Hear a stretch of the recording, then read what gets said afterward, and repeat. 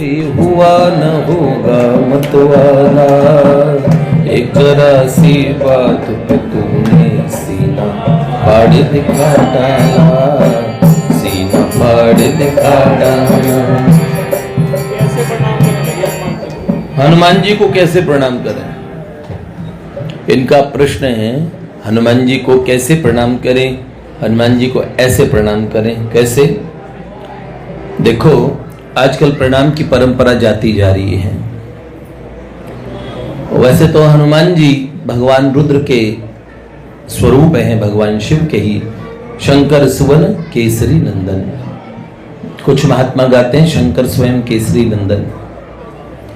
प्रणाम का स्वरूप जैसे प्रणाम होना चाहिए, बाहरी स्वरूप तो प्रणाम ऐसे होता है। पंचांग प्रणाम भी होता है, भूमिष्ठ माथा टेक के साष्टांग प्रणाम भी होता है। सब प्रणाम है, दंडवत प्रणाम जैसे हुआ।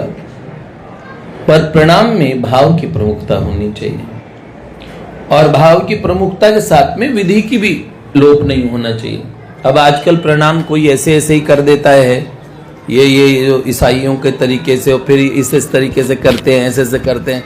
ये तो हमारी पद्धति तो है नहीं। एक चुटकुला सुनाने में लोग कहते थे कि हनुमान जी ने ब्रह्मा जी से कहा कि भाई मुझे नहीं रहना है, अब ये धरती लोक रहने योग्य नहीं। अभी चुटकुले में एक मैसेज छुपा हुआ है, एक मैसेज, संदेश छुपा हुआ है।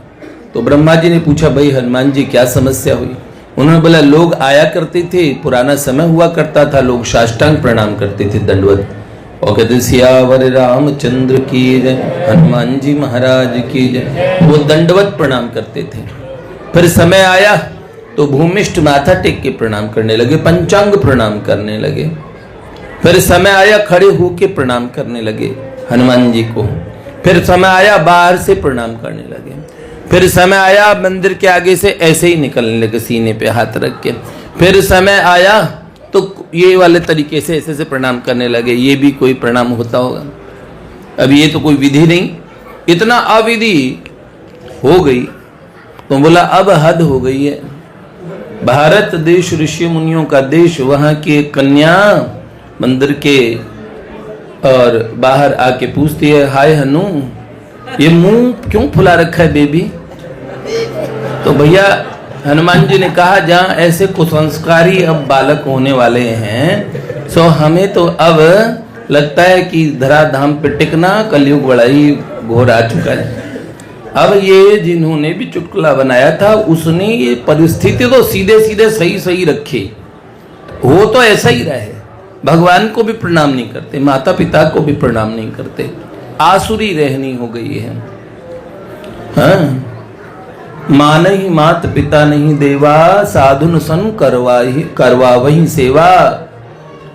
और जिनके अस आचरण भवानी, हाँ, तिन्हीं निशिचर जानहु सब प्राणी। उन लोगों को निशाचर ही मानना चाहिए। संस्कार प्रणाम करना आना चाहिए। वैसे प्रणाम हृदय से जब आप हनुमान जी को प्रणाम करें, चाहे आप साष्टांग करें, चाहे पंचांग प्रणाम करें, चाहे हाथ जोड़ के प्रणाम करें, और हनुमान जी से प्रार्थना करें, जय जय जय हनुमान गोसाई, कृपा करहु गुरुदेव की नाई, दुर्गम काज जगत के जेते, सुगम अनुग्रह तुम्हारे,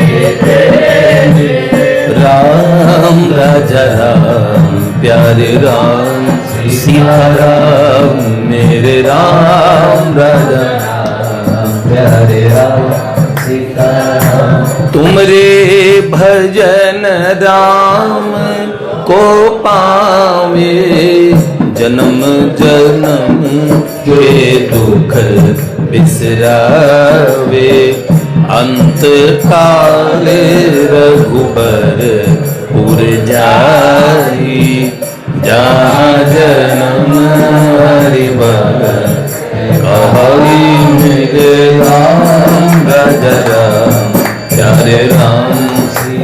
ऐसे हमारे हनुमान जी है, तो हनुमान जी भगवान को बहुत प्रिय हैं। आप श्री कृष्ण लीला में प्रवेश के इच्छुक हैं, राधा कृष्ण भगवान के दर्शन के इच्छुक हैं, तो हनुमान जी की कृपा से भगवान श्याम सुंदर के दर्शन होते हैं। शायद ये भक्त राम अवधदास जी के जीवन में था, मेरे ध्यान में नहीं है पूरा, जिन्होंने हनुमान जी का और आवाहन किया, हनुमान जी का भजन करते थे, पर प्रिया प्रियतम राधा कृष्ण का रास विहार देखना चाहते थे। हनुमान जी प्रकट हुए, उन्होंने ललिता सखी से मिलवाया, श्री ललिता जी ने रास में प्रवेश करा दिया।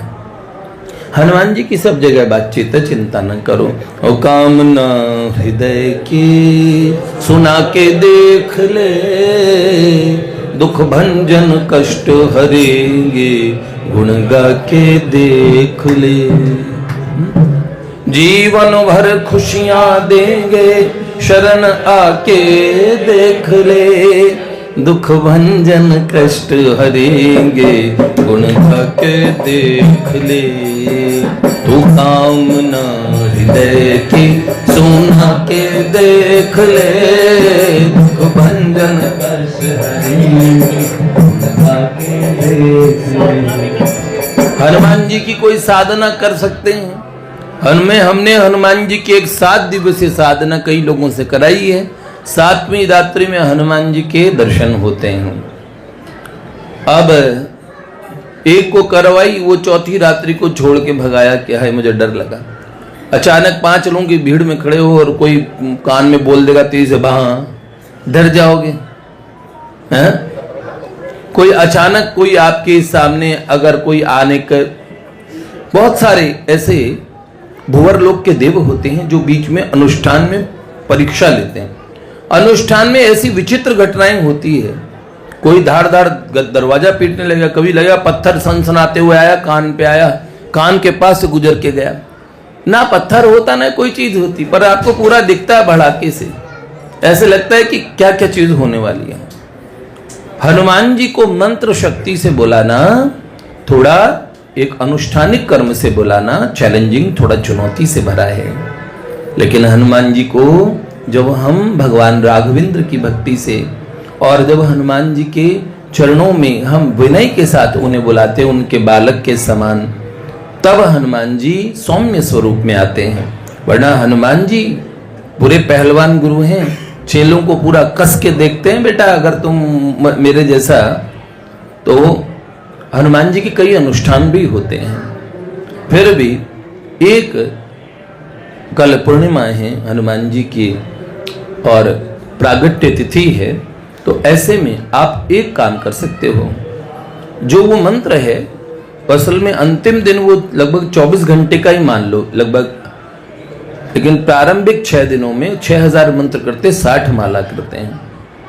संकल्प की विधि जैसे मैं पूर्व अनुष्ठान के वीडियोस में बता चुका हूं, वैसे ही वो मंत्र है ओम हम पवन नंदनाय स्वाहा। ओम हम स्वाहा अग्नि सूचक मंत्र है, ये नमः वाले नमःकार मंत्र नहीं है, ये स्वाहा सूचक मंत्र मतलब अग्नि सूचक मंत्र हैं, ये ज्वलंत मंत्र हैं। तो ओम हम पवन नंदनाय स्वाहा, और कल के दिन आप चाहें तो, नहीं तो कल के दिन से 11 दिन तक आप कर सकते हैं। आप चाहें तो कल के दिन कर लीजिए, तो 10 से 11 माला कर लीजिए। एक माला इसे आप नित्य रख सकते हैं, जिनका हनुमान जी में अनुराग है, आसन पे बैठ के ये चलते फिरते ये मंत्र नहीं करते हैं, इसकी एक विधि होती है। फिर भी हनुमान जी की प्रसन्नता के लिए ये मंत्र किया जा सकता है। अगर किसी को दर्शन के लिए हम किसी समय अलग से इसके विषय में बताएंगे कि हनुमत दर्शन इस मंत्र से कौन सा ध्यान किया जाता है, कौन से न्यास, अंगन न्यास, करण न्यास जो होते हैं, हृदयादि न्यास वगैरह, वो क्या क्या किए जाते हैं, वो हम पुनश्च अलग से बता देंगे। लेकिन ये मंत्र कल हनुमान जी की प्रसन्नता के लिए किया जा सकता है। कुछ न हो तो आप श्री सुंदर कांड कर सकते हैं हनुमान जी को प्रसन्न करने के लिए, और भी कुछ ना हो तो हाँ, और नहीं तो हनुमान चालीसा। क्या न स्त्रियां भी कर सकती हैं, कर सकती हैं। वो 7 दिन के बीच में ध्यान रखना पड़ता है, शुद्धि का ध्यान रखना पड़ता है। वैसे ध्यान रखें, मातृशक्ति के लिए तो श्री सुंदरकांड और श्री हनुमान चालीसा बड़ी निरापद साधना है। अनुष्ठानिक साधना में मात्र शक्तियों को कहीं कहीं कोई विशेष समय में दिक्कत हो सकती है, इसीलिए क्योंकि वो अनुष्ठान खंडित नहीं होना चाहिए।